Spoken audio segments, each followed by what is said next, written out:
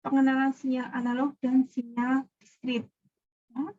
Kenapa? Ya karena citra itu akan kita pandang sebagai sinyal. Ya. Dalam sistem pengolahan citra atau image itu merupakan sinyal. Nah, dia sinyal apa? Jadi kalau kita punya sistem, ya, dia mengolah sesuatu dan menghasilkan sesuatu, ya, maka yang masuk tadi namanya sinyal masukan, yang keluar adalah sinyal keluaran. Oke, jadi di sini sistem didefinisikan sebagai satu entiti yang mengolah sekumpulan sinyal masukan dan menghasilkan sinyal keluaran. Ya. Mengolahnya bagaimana? Nah, mengolahnya itu dengan aturan tertentu. Misalkan sistemnya adalah sistem perangkat lunak. Nah, ini yang kalian perhatikan di sini ya. Sistemnya adalah perangkat lunak. Maka data yang masuk di perangkat lunak kalian itu merupakan sinyal masukan. Kemudian hasil olahan dari program kalian, keluarannya itu akan merupakan sinyal keluaran. Ya. Nah, jadi sinyalnya bisa macam-macam ya. Kalau tadi itu data, kalau misalkan ini adalah sistem pengolahan citra, nah masukannya bisa berupa citra masukan. Keluarannya apa? Nah, sinyal keluarannya juga berupa citra keluaran yang sudah berubah, tentu saja tambah bagus atau malah tambah jelek ya, atau dibentuk berubah dan seterusnya. Oke. Oke, sampai di sini ada yang mau ditanyakan? Belum. Belum ya? Oke, alhamdulillah. Kita lanjutkan.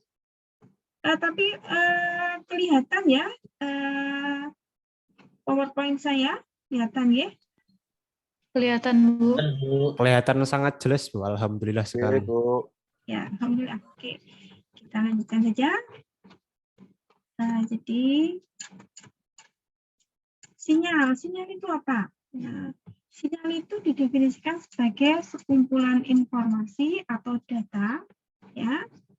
Jadi yang merupakan suatu fungsi dari suatu variabel bebas. Misalkan sinyal listrik. Nah, sinyal listrik itu fungsi dari waktu, ya. Karena kalau kita gambarkan sinyalnya ya VT gitu ya. Jadi dalam waktu sekian itu nilainya berapa ya. Amplitudenya berapa dan seterusnya. Nah, representasi sinyal kalau kita gambarkan dalam tulisan gitu ya, bisa dalam persamaan matematis, bisa juga dalam grafis. Ya. Oke. Kemudian, nah ini beberapa klasifikasi sinyal. Nah, sinyal itu kita bisa klasifikasikan menjadi beberapa klasifikasi. Pertama, sinyal bisa kita klasifikasikan menjadi sinyal waktu kontinu dan sinyal waktu diskrit. Nah, sinyal waktu kontinu apa? Nah, sinyal waktu kontinu, ya berarti ini adalah sinyal yang merupakan fungsi terhadap waktu. Ya. Sinyal waktu kontinu adalah sinyal yang terdefinisi. Maksud terdefinisi ini adalah ada nilainya, ya meskipun itu 0, tapi ada nilainya. Pada setiap waktu T dalam suatu interval waktu di mana T adalah bilangan real. Ya. Jadi kalau kita diminta untuk menunjukkan waktunya berapa saja, yaitu sepanjang garis. Ya. Jadi semua titik yang ada pada garis bilangan itu adalah waktu. Jadi waktu ke 1, waktu ke 1,001, waktu ke 0009, waktu ke 01, dan seterusnya, nilai sinyalnya ada. Itu sinyal waktu kontinu. Kemudian sinyal waktu diskrit, ini adalah sinyal yang nilai sinyalnya hanya terdefinisi pada waktu-waktu tertentu. Diskrit, ya, dalam interval waktu. Misalkan saya mempunyai data kehadiran mahasiswa. Ya, variabel waktunya adalah hari. Ya. Nah, kemudian amplitudo sinyalnya adalah banyaknya siswa yang hadir. Nah, di sini adalah contoh sinyal waktu diskrit. Jadi karena apa? Karena waktunya itu hanya ada hari ke-1, hari kedua, hari ketiga, hari keempat, dan seterusnya. Ya, tidak ada hari ke 1,5, tidak ada hari ke 0,1, tidak ada. Ya, yang ada adalah hari ke-1, berarti T sama dengan 1, itu nilainya misalkan 10. Oh, berarti 10 mahasiswa yang hadir. Ya, kemudian hari kedua 15 dan seterusnya. Ya, oke. Sinyal waktu diskrit.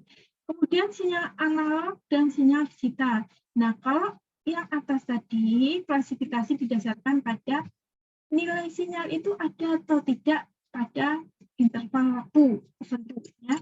Kalau sinyal analog dan digital ini dilihat dari amplitudenya atau besarnya nilai. Nah, sinyal analog adalah sinyal yang nilai amplitudenya bisa sebarang nilai pada interval waktu kontinu. Jadi ini tidak harus kontinu sebenarnya ya, bisa juga diskrit. Yang jelas amplitudenya atau besarnya nilai ya itu bisa berapa saja ya. Oke. Jadi pada satu interval waktu ya, ini bukan interval kontinu tapi ini interval waktu ya, tidak harus kontinu ya. Sinyal analog bisa juga dalam waktu diskrit.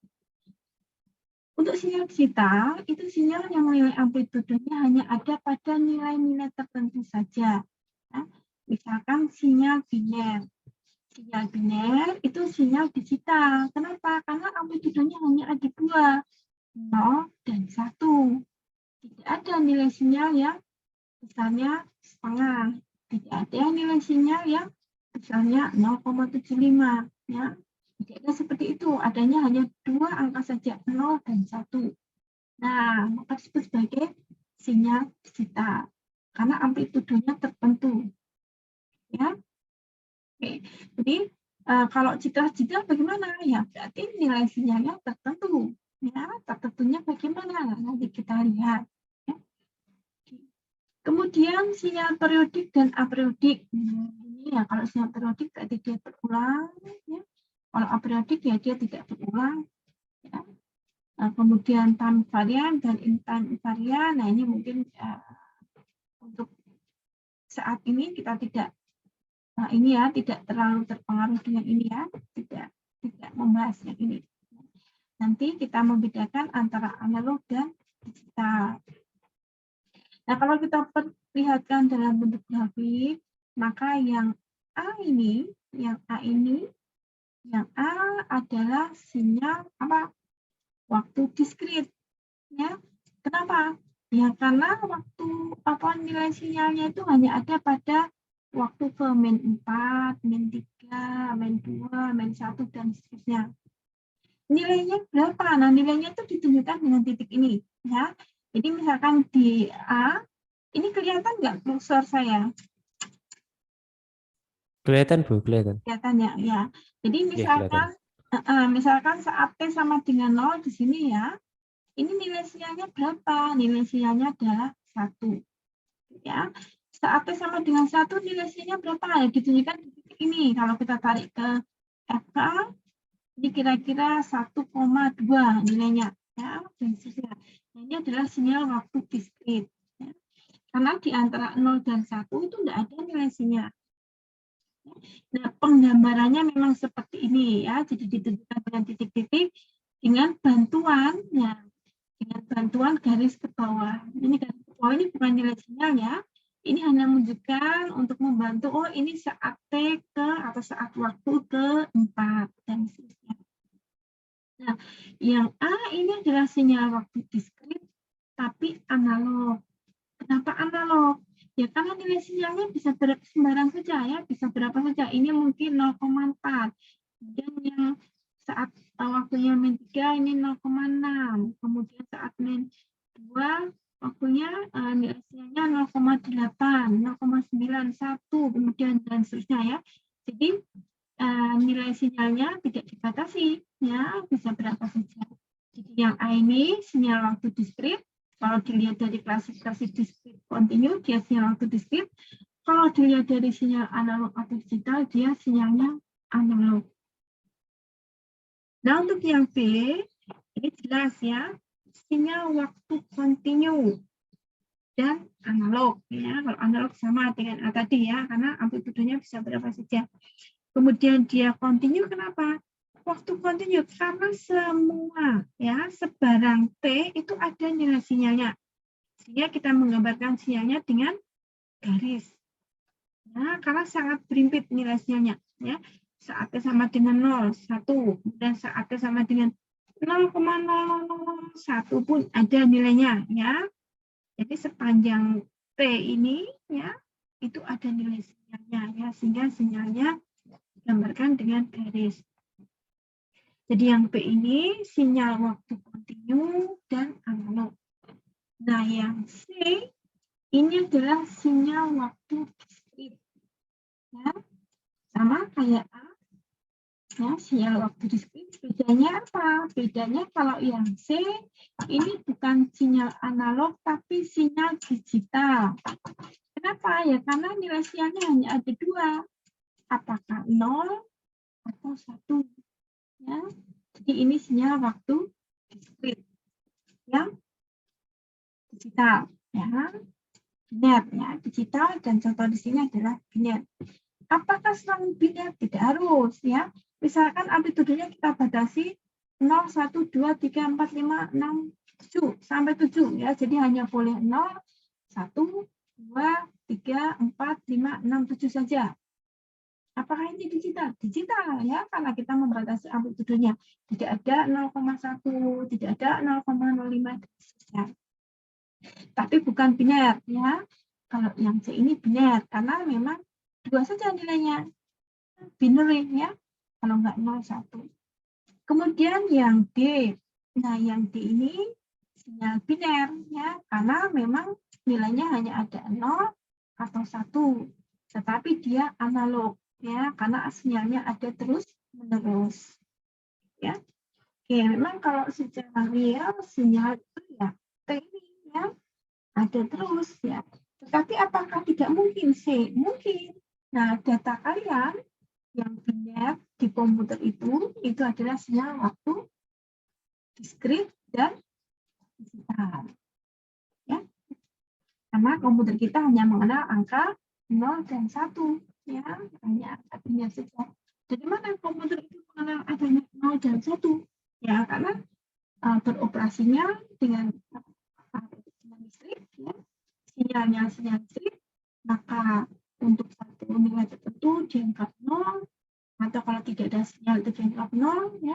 Dan untuk sinyal pada level tertentu kita anggap 1. Nah, listrik hanya mengenal itu, ada sinyal atau tidak. Nah, gitu ya. Jadi nilainya biner.